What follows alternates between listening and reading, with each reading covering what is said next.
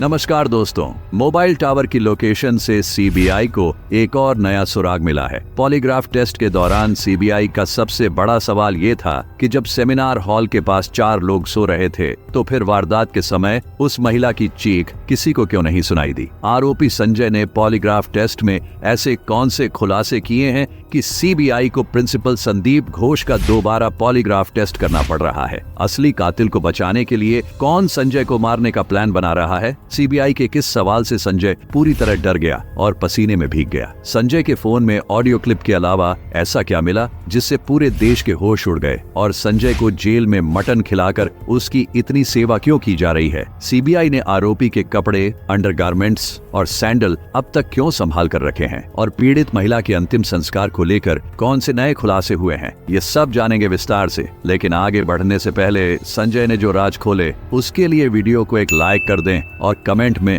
Justice for Kolkata doctor जरूर लिखें। दोस्तों, पॉलीग्राफ टेस्ट के दौरान सीबीआई का एक बड़ा सवाल ये था कि अगर सेमिनार हॉल के पास स्लीपिंग रूम और इंटर्न रूम थे तो महिला की चीख किसी को क्यों नहीं सुनाई दी? दरअसल उस समय ट्रेनी महिला, डॉक्टर के 4 साथी स्लीपिंग रूम और ट्रेनी डॉक्टर रूम में सो रहे थे। कहा जा रहा है कि सेमिनार हॉल साउंड प्रूफ था, इसलिए महिला की चीख बाहर नहीं सुनाई दी। लेकिन सीबीआई इस जवाब से संतुष्ट नहीं है, क्योंकि सुबह 4 बजे चारों ओर शांति रहती है और महिला ट्रेनी पास के कमरे में सो रही थी। ऐसे में उसकी जोरदार चीख 3 फीट दूर के कमरे में कैसे नहीं सुनाई दी? ये एक ऐसा सुराग है जो इशारा करता है कि प्रिंसिपल कुछ बड़ा चीज छिपा रहा है। शायद इसी वजह से सेमिनार हॉल के बगल में निर्माण कार्य करवाया गया था, ताकि इस चीख को छुपाया जा सके। सीबीआई का एक और बड़ा सवाल ये है कि अगर संजय ने ट्रेनी डॉक्टर की हत्या नहीं की तो असली कातिल सीसीटीवी में क्यों नहीं दिखा? और यही वजह है कि प्रिंसिपल संदीप का फिर से पॉलीग्राफ टेस्ट किया जा रहा है, ताकि ये पता चल सके कि संदीप और संजय के अलावा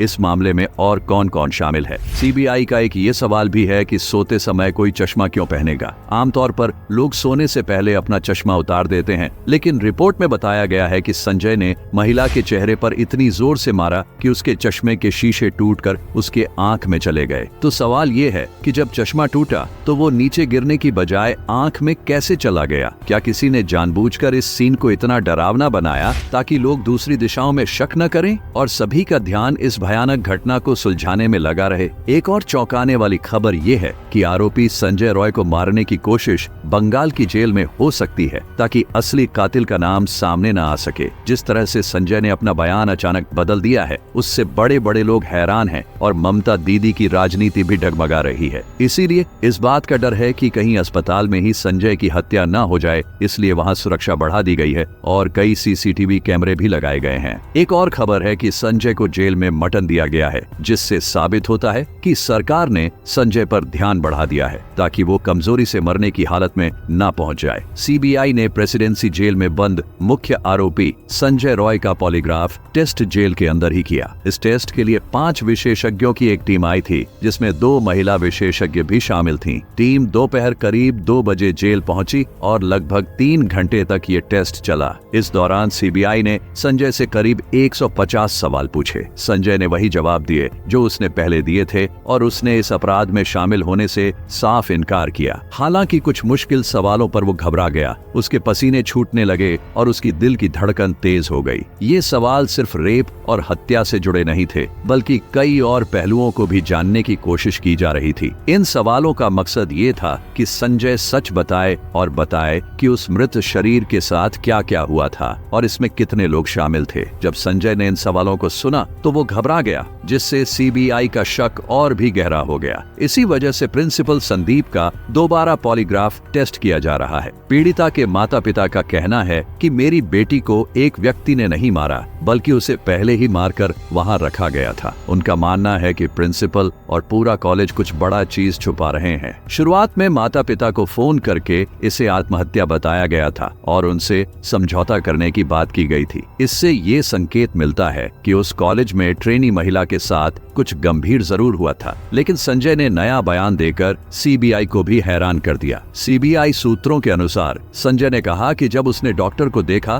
तो वो पहले से ही मरी हुई थी और वो डर के मारे सेमिनार हॉल से भाग गया। इस नए बयान ने सीबीआई को उलझन में डाल दिया। सीबीआई का सवाल है कि सेमिनार हॉल में झांकने और भागने में उसे 35 मिनट क्यों लगे। हालांकि बल्कि पॉलीग्राफ टेस्ट के दौरान संजय ने कई सवालों के गलत जवाब दिए। जब सीबीआई ने उससे सबूतों के साथ पूछताछ की तो उसने बहाने भी बनाए। लेकिन दोस्तों, अब मेरी बात ध्यान से सुनिए। सीबीआई को जो सुराग मिले हैं वे बेहद चौंकाने वाले हैं। संजय के मोबाइल से कई आपत्तिजनक सामग्री मिली है जो उसकी मानसिकता पर सवाल उठाती है। संजय के मोबाइल से कई अश्लील वीडियो भी मिले हैं और ये सामान्य वीडियो नहीं थे, बल्कि बहुत ही क्रूरता से भरी गतिविधियों को दिखाते हैं। इन्हीं वीडियो के आधार पर सीबीआई ने संजय का साइकोलॉजिकल टेस्ट भी करवाया। अब देश भर में ये चर्चा हो रही है कि क्या अश्लील वीडियो देखने की वजह से रेप के केस बढ़ रहे हैं। ममता दीदी की चिट्ठी के अनुसार देश में हर दिन करीब 90 रेप केस दर्ज किए जा रहे हैं। संजय रॉय के मोबाइल से एक ऑडियो मिला है जिसमें उसकी बातचीत कोलकाता पुलिस की एक महिला एसआई के साथ हो रही है। ऑडियो में संजय महिला को दीदी कहकर संबोधित कर रहा है, लेकिन बातचीत के दौरान वो बेहद अश्लील और भद्दी बातें कर रहा था, जिससे उसकी असली मंशा साफ झलक रही थी। महिला एएसआई उसकी गलत मंशा को समझ रही थी, लेकिन उसने उसकी बातें नजरअंदाज कर दी। 9 अगस्त की रात संजय रॉय ने अपनी गर्लफ्रेंड से वीडियो कॉल पर बात की थी, इसलिए सीबीआई ने उसकी गर्लफ्रेंड से भी पूछताछ की।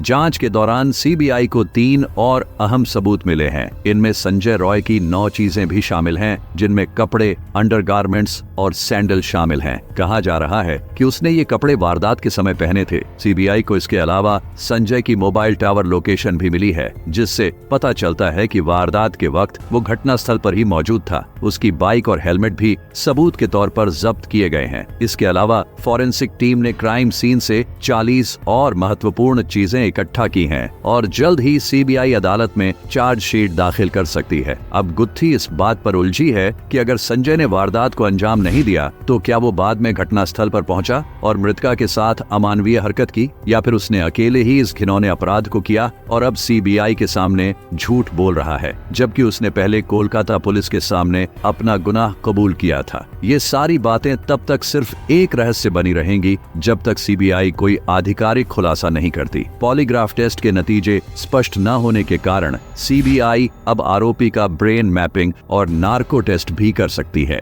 नार्को टेस्ट में आरोपी को एनेस्थीसिया देकर आधी बेहोशी की स्थिति में सवाल पूछे जाते हैं, जिससे सटीक जानकारी निकल सकती है। उधर राज्य विधानसभा में विपक्ष के नेता शुभेंदु अधिकारी ने आरजी कर कांड से जुड़े कुछ हैरान करने वाले तथ्य उजागर किए हैं। उन्होंने बताया कि जिस बर्निंग घाट पर पीड़िता का दाह संस्कार हुआ, वहां का खर्च परिवार को नहीं उठाने दिया गया और किसी और ने परिवार की जगह पर हस्ताक्षर किए। शुभेंदु अधिकारी का आरोप है कि इस घटना को शुरुआत से ही छिपाने की कोशिश की गई। पहले इसे आत्महत्या बताया गया, सबूतों से छेड़छाड़ की गई और सेमिनार हॉल के पास एक कमरे को तोड़ दिया गया। उन्होंने ये भी बताया कि कुछ कार्यकर्ताओं ने 14 अगस्त की रात को आरजीकर अस्पताल में तोड़फोड़ की थी और अब सीबीआई इस मामले की जांच कर रही है। शुभेंदु अधिकारी ने ये आरोप भी लगाया कि राज्य सरकार ने इस घटना से जुड़ी वित्तीय अनियमितताओं की खुद जांच करने की कोशिश की, लेकिन हाईकोर्ट ने इसे सीबीआई को सौंप दिया। तो दोस्तों, ये मामला अभी खत्म नहीं हुआ है। अभी कई सवाल हैं जो जवाब मांग रहे हैं और सीबीआई की जांच लगातार जारी है। और क्या संजय का बदला हुआ बयान एक सच्चाई है या एक और झूठ? क्या असली कातिल कभी सामने आएगा और क्या पीड़िता के परिवार को न्याय मिल पाएगा? इन सभी सवालों के जवाब हम आपको आगे की रिपोर्ट्स में देते रहेंगे। अगर आप भी चाहते हैं कि इस केस की सच्चाई दुनिया के सामने आए तो इस वीडियो को शेयर करें और हमारे चैनल को सब्सक्राइब करें ताकि कोई भी अपडेट आपसे छूट ना जाए। धन्यवाद।